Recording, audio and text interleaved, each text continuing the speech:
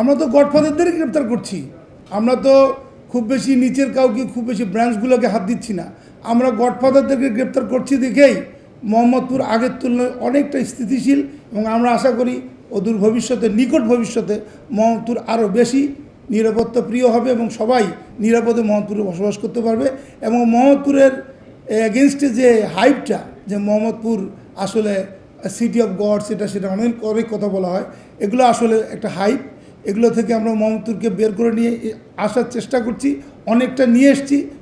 নিকট ভবিষ্যতে একেবারেই নির্মূল করে ফেলবো বলে আশা করি। আমরা আসলে তদন্তকে সহায়তা করার জন্য অ্যারেস্ট একটা গুরুত্বপূর্ণ ইস্যু, এবং অ্যারেস্টের পরে যখন তদন্তকারী কর্মকর্তা তাদেরকে রিমান্ডে কিংবা জিজ্ঞাসাবাদ করে, যখন তারা আদালতে 164 ধারা জবানবন্দি দেয়, তখন আসলে বোঝা যায় যে এরা কেন হত্যাটা করেছে, এর পিছনে কে আছে।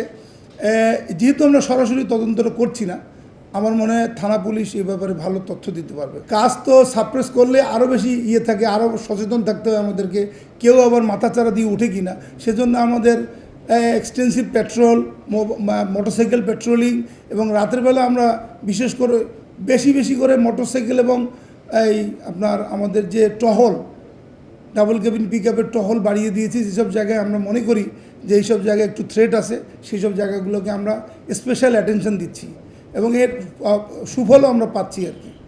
তো আশা করি আপনারাও যদি কোনো তথ্য থাকে যেটা আমরা এটাতে কাজ করতে পারি, তাহলে আপনারা অবশ্যই আমাদের তথ্য দিবেন, এই আশা করি আর কি।